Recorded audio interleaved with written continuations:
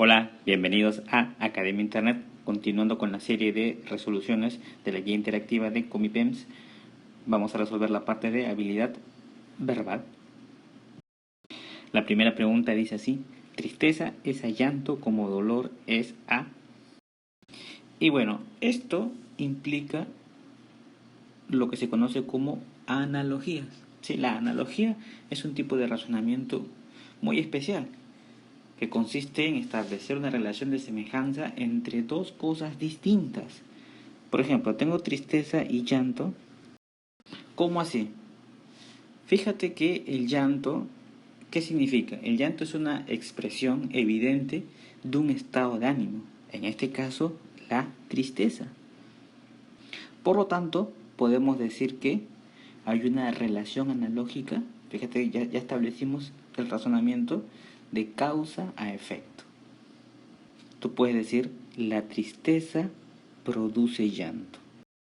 Ahí lo hemos puesto como una oración que también es válido. Esto es el par analógico. La tristeza produce llanto. Ahora yo tengo que buscar la misma relación analógica, establecer analogía entre dolor. ¿Cuál es el efecto que produce el dolor? Tú te preguntas, ¿será la lágrima? Lágrima es lo mismo que llanto, ¿verdad? No puede ser. Convulsión es un estado extremo, ¿no? Gruñido cuando uno está molesto, ¿sí? Grito, cuando sientes dolor, gritas. Se establece la misma relación analógica. Ahí está la analogía entonces. Fíjate, entre cosas distintas se establece una relación analógica de causa-efecto. Dos maneras de resolver estos ejercicios de analogías. Una es descubriendo precisamente la relación analógica que hay. Otra es estableciendo una oración, que es mucho más básico, ¿verdad? Tú puedes decir, la tristeza produce llanto. Entonces ahí tienes la relación y luego buscas otra oración aquí. El dolor produce, por supuesto que tiene que ejecutar la misma acción, ya que esa acción es la analogía. ¿Qué produce el dolor? Bueno, grito. Tú puedes practicar tratando de encontrar analogías entre estas. Entonces sabemos que la lágrima, bueno, la tristeza, está en relación con el llanto, ¿verdad? Convulsión. ¿Qué es lo que produce la convulsión? La epilepsia, ¿verdad? Aquí el gruñido podría ser el enfado. Y bien, la respuesta aquí es grito. Letra D. Analogías. ¿Y tú? La siguiente pregunta dice así: ¿cuál oración tiene un significado opuesto a la frase resaltada en negritas? Este es un texto breve, así que lo vamos a leer. Por lo que parece, las jacarandas ya empiezan a florecer allá, en las calles de Cuernavaca, y aquí el invierno crudo sigue sin haber llegado y quizás ya no llegue este año. E imagino que los almendros también están floreciendo. Aunque yo no tengo ningún almendro al alcance de mi vista, imagino que nuestros almendros cumplen el mismo papel de vuestras jacarandas, ser los primeros testigos de la vida cuando el invierno inicia su retirada. Aquí me están preguntando por la oración que tenga un significado opuesto a la frase que está en negritas. Y fíjate que, según lo que te he descrito por este párrafo, hay una persona que está estableciendo una comparación, o una relación, mejor dicho. Habla de allá, donde hay jacarandas, y aquí, donde está él, almendros. Aquí tenemos los almendros y aquí están las jacarandas. Él dice que parece que las jacarandas ya empiezan a florecer allá, aunque él no ve almendros por su zona. Sin embargo, imagina, y aquí está lo en negritas, que los almendros cumplen el mismo papel de las jacarandas, ser los primeros testigos de vida cuando el invierno se está retirando. Empiezan a florecer cuando el invierno termina. Entonces hay una relación de coincidencia. Ambos aparecen, ambos florecen, indicando que el invierno termina. Veamos las alternativas. Dice, nuestros almendros señalan un momento extremo al de vuestras jacarandas. Extremo quiere decir que mientras uno está por aquí, otro está por allá. Y eso no quiere decir esto, es lo opuesto. Esto quiere decir que son simultáneos, hay simultaneidad de aparición. Vuestras jacarandas allá hablan de algo parecido que nuestros almendros acá. Ahí está, allá y acá. De algo parecido sí. Cumplen el mismo papel. Anunciar que se termina el invierno. Nuestros almendros y vuestras jacarandas florecen ambos al mismo tiempo. Sí, también lo dice. Lo mismo que esto. Tanto los almendros como las jacarandas aluden a la misma estación anual. Sí, cuando acaba el invierno. Cuando acaba el invierno empieza la primavera. Eso es lo que están aludiendo. Entonces, la A indica lo opuesto a lo que dice, señala un momento extremo. Listo, respuesta letra A. La siguiente pregunta dice así: amable es cordial como. Bien, esto es analogía. Cuando me ponen es A, significa que tengo que encontrar una analogía. Primero, ¿qué relación hay entre amable y cordial? Entre amable y cordial se establece una relación de sinonimia, porque ambos representan lo mismo. Y pues claro, el amable es la persona que siempre se porta bien, con todos. Esa es la relación de sinonimia. Y el cordial, pues el que tiene un trato afectivo igual con todas las personas. Entonces yo tengo que buscar entre estas la misma relación de sinonimia. Eso es lo que significa analogía. Si lo pones como oración sería amable sinónimo de cordial. Alguien puede decir mendigo es sinónimo de pobre. Y claro, alguien puede decir que sí. Sin embargo, mendigo simplemente quiere decir la persona que habitualmente pide limosna. Aquí tenemos un mendigo. Entonces uno dice, bueno, si pide limosna es porque es pobre. No necesariamente. Aquí tenemos otra persona que está mendigando igual. Y básicamente pedir una limosna es solicitar algo, pero con humillación. Se puede mendigar cariño, se puede mendigar un beso, en fin. Y pobreza significa como que escasez. Que podría ser escasez de dinero. Pero no es la única escasez que hay. Entonces, no necesariamente son sinónimos. Luego tenemos el infeliz y el afortunado, que estos son antónimos, todo lo contrario. Infeliz, que no tiene fortuna, que no es feliz porque no tiene fortuna, ¿verdad? Afortunado, lo contrario. Rápido a puntual no son sinónimos porque lo de puntual, o sea, el sinónimo de puntual podría ser diligente, que hace las cosas con prontitud, con puntualidad. Diligente, no necesariamente el rápido.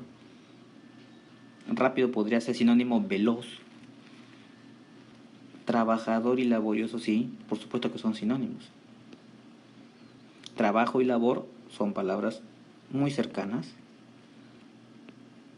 Ahí está. Respuesta, letra D. La siguiente pregunta dice así: elija la palabra cuyo significado sea opuesto a educado. Para responder esta pregunta yo tengo que saber, por supuesto, lo que significa educado. Y bien, educado tiene como que muchas acepciones, ¿verdad? La palabra educado me da muchas ideas. Por ejemplo, una persona que tiene buenos modales, ¿verdad? Aunque también tiene que ver, por ejemplo, con desarrollar las facultades mentales. También las facultades morales. Es decir, todas las que están aquí: aleccionado, aplicado, adiestrado. Adiestrar quiere decir perfeccionar algo, ¿no? Por ejemplo, educar la mente. Claro, en resumidas cuentas quiere decir que es una persona civilizada. Civilizado. Que entiende cómo funcionan las cosas, ¿verdad? Eso es, cómo funciona la civilización. ¿Por qué? Porque ha sido educado en ella. Por eso un civilizado se porta bien. Porque sabe que de esa manera todo va a funcionar mejor. El civilizado no se pasa a la luz roja, porque sabe que eso genera desorden, caos, en fin. Lo contrario tendría que ser el incivilizado. Ahí está, que vendría a ser el mal educado, el que no respeta la civilidad. El que se porta mal porque no entiende la civilización, no ha sido educado o mal educado. Bueno, entonces sería incivilizada la respuesta. ¿Listo? Letra A. La siguiente pregunta dice así: identifica la palabra cuyo significado sea opuesto al de la resaltada en negritas.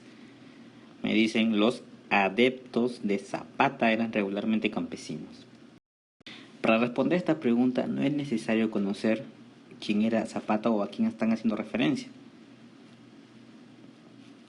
Se entiende de esta oración que los adeptos eran los seguidores de Zapata. ¿Sí? Me dicen que eran regularmente campesinos. Básicamente, Zapata era un revolucionario, o fue un revolucionario. Ahí está. Pero insisto, no era necesario saber esto para llegar a la respuesta. Para saber que adeptos son seguidores, se sobreentiende, ¿verdad? Seguidores, si estamos hablando de una rebelión o de un grupo político o algo así, serían los partidarios. Los devotos se refieren más a cuestiones religiosas. Ineptos tiene que ver con de aptitud, ¿verdad? De capacidad, eso es, ¿no? Ineptos que no tienen capacidad. Lo contrario, opuesto de un partidario, de un seguidor, sería un rival, un adversario. Esa es la respuesta. Salta a la vista de la oración. Respuesta letra B. Adversarios. La siguiente me dice, elige la palabra cuyo significado sea opuesto al de la resaltada en negritas. Veamos. Más de la mitad de los habitantes de la metrópoli mexicana han nacido en provincia. ¿Qué significa esto de metrópoli? Bueno, tú dices metro es medida, ¿verdad? Y poli es ciudad. Ciudad medida es como que la medida de las ciudades. O, dicho de otra manera, la ciudad principal. La más importante, la que no depende de otras. La ciudad principal es como la capital. Ese es el significado, entonces, la ciudad principal. Lo opuesto tendría que ser como que, vamos a decirlo, un territorio, ¿verdad?, que es dependiente de otro. Una aldea quiere decir como que un asentamiento humano nada más.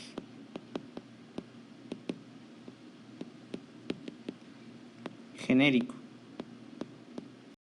Las personas se juntan, establecen sus propias costumbres y una aldea, ciudad, bueno,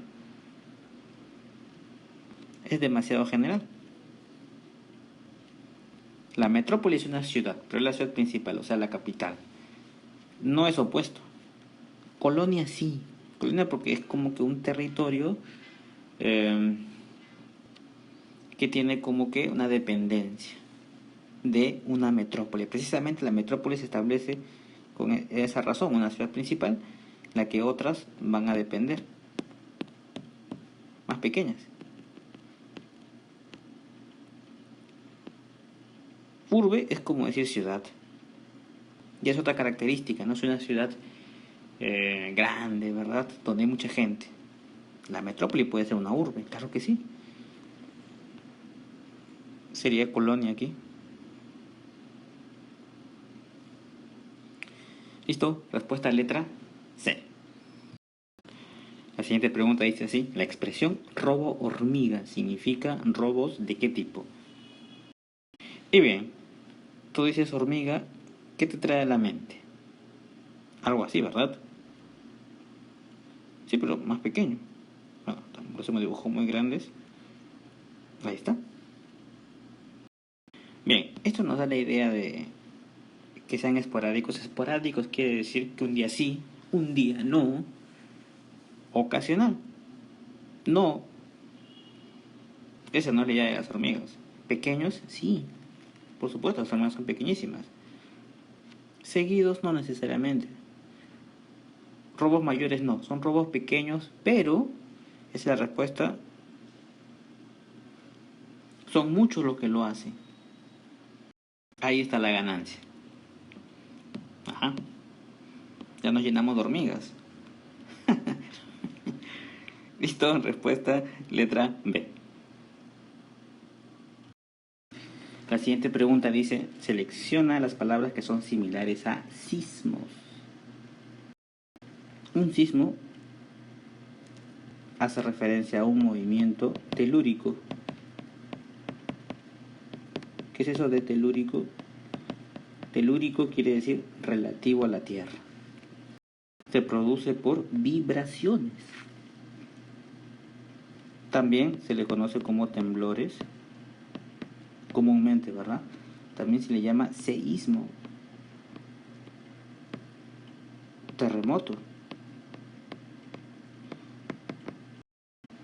Bueno, aquí tenemos imágenes espeluznantes de lo que significa precisamente un terremoto. Por lo tanto, si quiero encontrar palabras que son similares, las vibraciones, por supuesto que sí. ¿Qué es una falla? Una falla quiere decir simplemente, bueno, si nos referimos a términos geológicos, o sea, lo que estamos hablando relativo a la Tierra, telúricos, una falla sería simplemente una fractura. La famosa falla de San Andrés. Mira, aquí tenemos una imagen de la falla de San Andrés, la vamos a poner por acá. Ahí está. Esta es la imagen de la falla, la fractura. Hay una diferencia, por supuesto, entre este y lo que está aquí. Lo que es un sismo, un terremoto. Este no. Un temblor, sí. ¿Qué significa epicentro?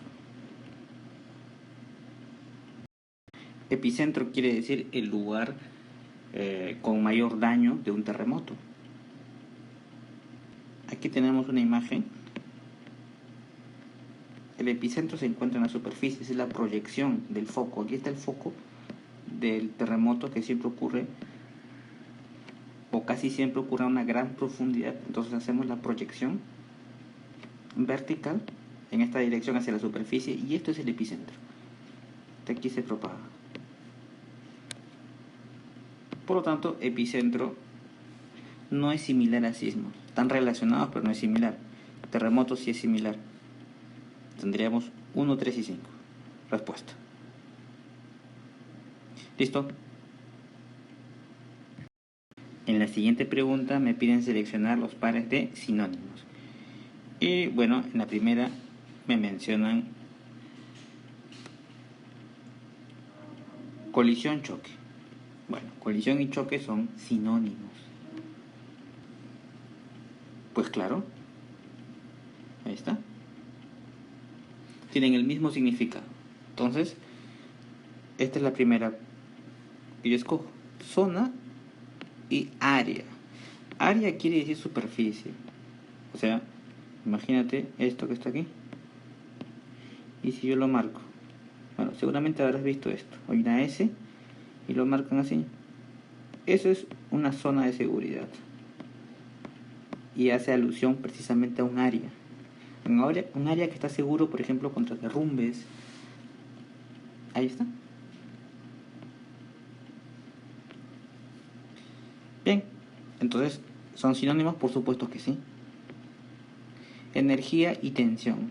Tensión hace referencia a una fuerza. Mientras que energía tiene que ver con la capacidad para hacer algo. Y esto es una fuerza. No necesariamente son sinónimos. Largo y extenso hacen alusión a una dimensión. Por supuesto que sí son sinónimos. Tiene que ver con una dimensión de longitud.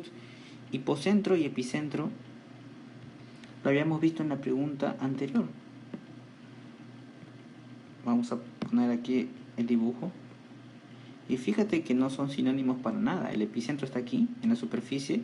Hemos dicho que es la proyección vertical y el hipocentro es el foco. Aquí es donde ocurre verdaderamente el sismo, o se concentra la mayor cantidad de energía.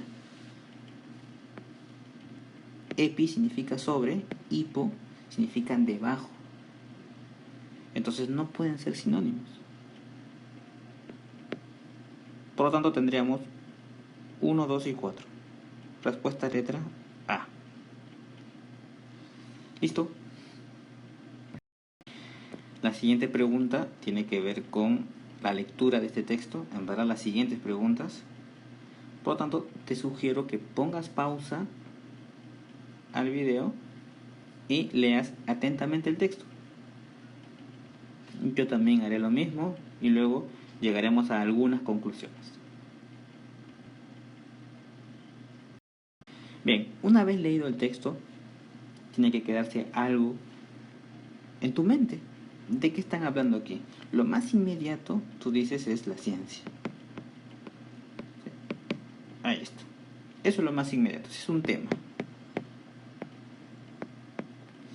El tema siempre es una palabra, una frase. O sea, no decimos, no afirmamos nada de ello, solamente lo nombramos, ciencia. No decimos que es bueno, que es malo, simplemente lo mencionamos.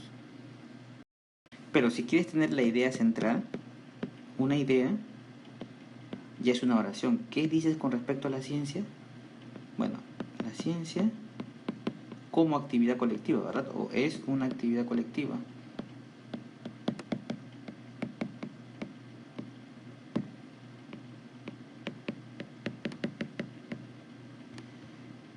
Y claro, porque en principio me mencionan de la ciencia que se somete como que a dos pruebas rigurosas, ¿verdad? Para que funcione. La experimentación y luego el análisis crítico de una comunidad de profesionales. Y luego, en el siguiente párrafo me dicen que los científicos trabajan en equipo. Sí, son los equipos los que encuentran las explicaciones, ¿verdad? Pero luego me habla sobre la importancia del error en la ciencia. O sea, en la ciencia en verdad no existen las equivocaciones, porque gracias a una equivocación se puede llegar a conocer la verdad. Entonces, ciencia es una actividad colectiva donde el error es común, podemos decir. O donde equivocarse no está mal. O donde equivocarse es lo correcto, por decirlo así. Esa es la idea central. Ya con eso, una vez que tú tengas el tema, la idea central, ya puedes responder recién las preguntas. Vas a ver que es bastante fácil. La primera dice, para evitar que los gustos y prejuicios personales interfieran con su labor, los científicos someten sus ideas a dos pruebas. Ojo que cuando la pregunta viene directamente, como en este caso, la respuesta la tienes que encontrar en el texto. Sí, es lo más fácil. Tú relees el texto y encuentras directamente, expresamente la respuesta. Dicen que los científicos someten sus ideas a dos pruebas. Y eso estaba en la primera parte, porque dice a dos pruebas rigurosas. Los científicos someten sus ideas a dos pruebas rigurosas. La primera es la experimentación, luego explican lo que es eso, y después el análisis crítico de la comunidad de profesionales que son muy exigentes, muy severos. Entonces son dos. La experimentación y la comunidad de profesionales. La primera dice, la opinión pública para nada, no someten a la opinión pública. Es la opinión de científicos muy exigentes, eso no es opinión pública. La confrontación legal, nadie habla de legalidad, no es un tema legal, de derecho. El análisis crítico de la comunidad profesional, bien, eso es. O sea, no es una opinión, no es una cuestión legal, sino que es un análisis crítico. No son opiniones de la comunidad profesional y de experimentación. Ahí está. Esa es la respuesta y lo dice expresamente, casi con las mismas palabras.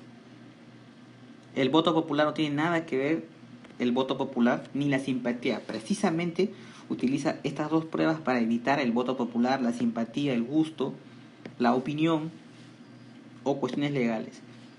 El análisis crítico de la comunidad profesional y la experimentación.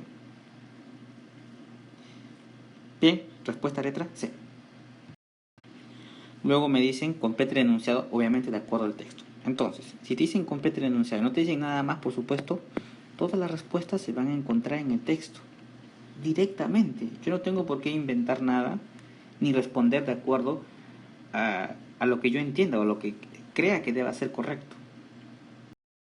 Se responde siempre a lo que el texto dice, no a lo que uno piensa. Porque a veces uno cuando lee un texto, las ideas las acomoda o las interpreta de acuerdo al pensamiento.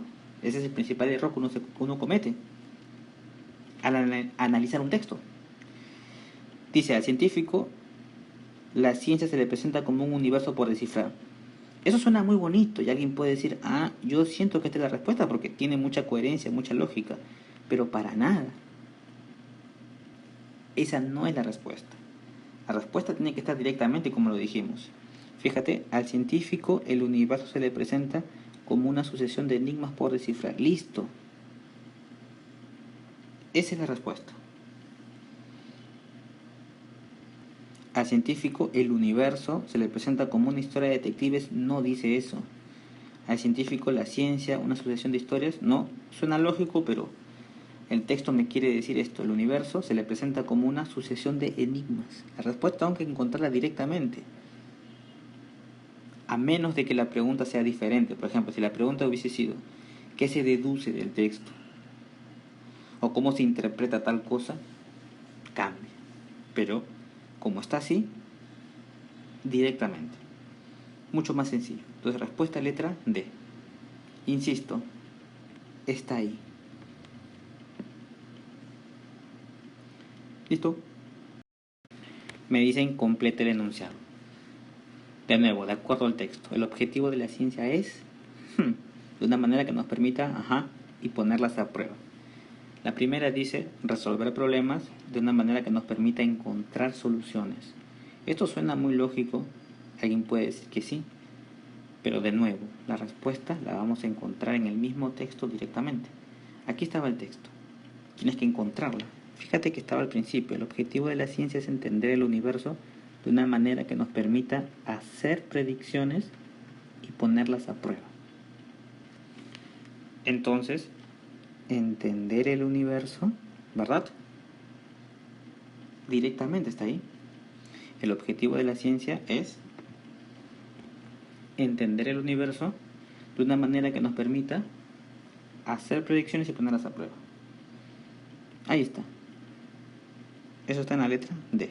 Directo del texto. No hay que analizar demasiado, sino simplemente recurrir a la fuente del texto. Listo, respuesta letra D, sin polémicas. Luego me dice, según el texto, bien, refuerzan esa idea que la respuesta tiene que estar en el texto, la ciencia es... Eso tiene que ver un poco con la idea central, ¿verdad? Habíamos dicho que la ciencia es lo que me quiere decir el texto, que es una actividad colectiva donde equivocarse es lo normal, ¿sí? Vamos a poner aquí, donde el error es lo normal, o equivocarse es lo normal.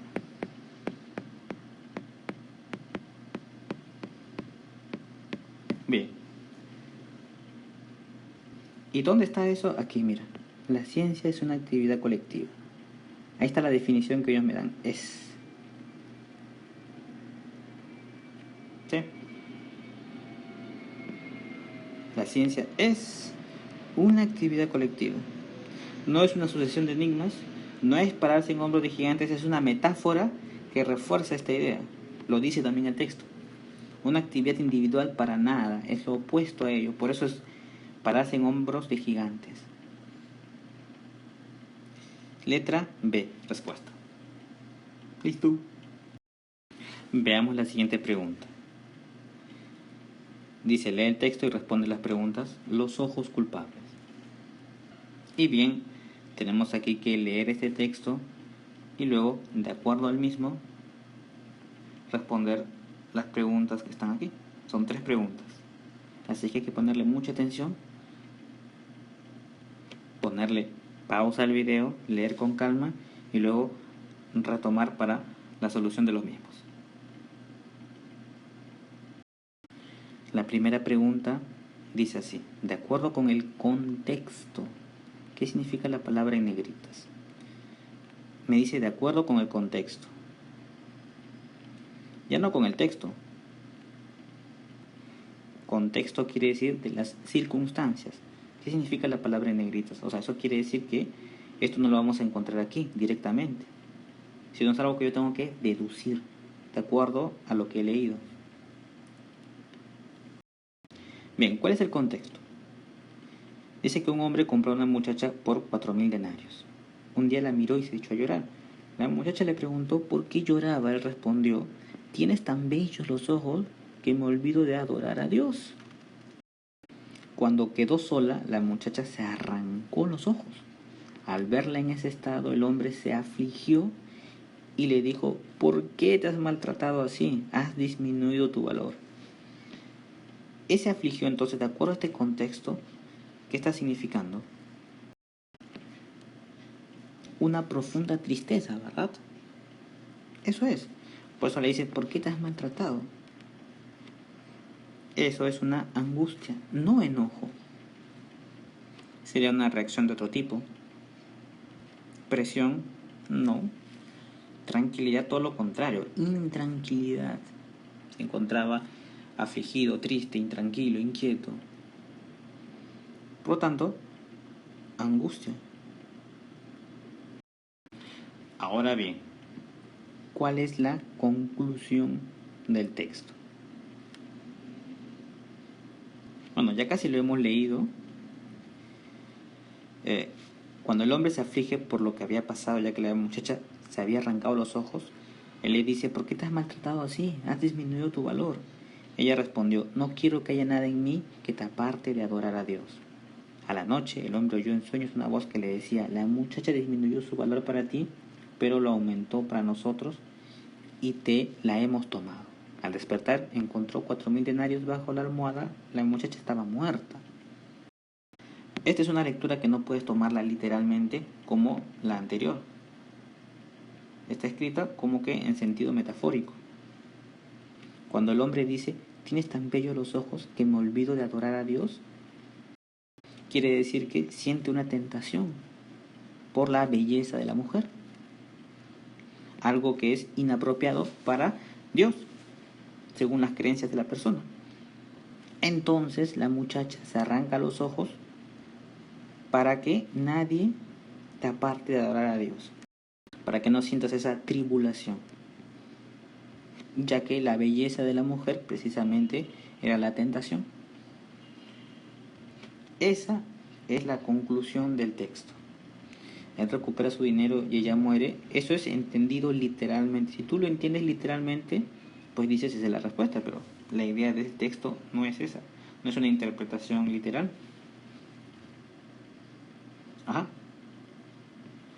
Es un cuento que entraña como que una moraleja.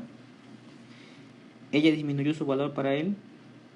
Sí disminuyó su valor para él, lo dice, pero no es la conclusión del texto. Él disminuyó su valor ante Dios. No. Ella no quiere apartarlo de Dios. Esa es la conclusión del texto. La siguiente pregunta dice: de acuerdo con el texto, la muchacha decide arrancarse los ojos. ¿Por qué? De acuerdo con el texto. O sea, tiene que estar directo. ¿Y por qué la muchacha decide arrancarse los ojos? Lo dice, ¿no? El hombre le pregunta: ¿por qué te has hecho eso? ¿Por qué te has maltratado así? Y ella responde: no quiero que haya nada en mí que te aparte de adorar a Dios. Y eso es la respuesta. Quiere evitar que haya algo en ella que aparte al hombre de Dios. Está directo. Quiere afligir a un hombre que la compró como una mercancía. No, su intención no es afligir al hombre. Quiere disminuir su valor ante el hombre y aumentarlo ante Dios. Esto puede ser una deducción, tiene lógica, pero me dicen de acuerdo con el texto. Ya sabíamos que cuando me dicen de acuerdo con el texto, tengo que encontrar la respuesta directamente. Sus ojos son muy bellos y por vanidad no quiere que los vean. Esa es una deducción y bastante lejana. La respuesta es esta. De nuevo, la encontramos expresamente en el texto. De acuerdo con el texto. ¿Listo? Respuesta letra A. Bien, chicos, hasta aquí la parte de habilidad verbal de la guía interactiva para Comipens. Si el video te fue útil, te gustó, pues suscríbete al canal. Te invito a que te suscribas, compartas y por supuesto comentes. Un saludo y sigan conectados a Academia Internet.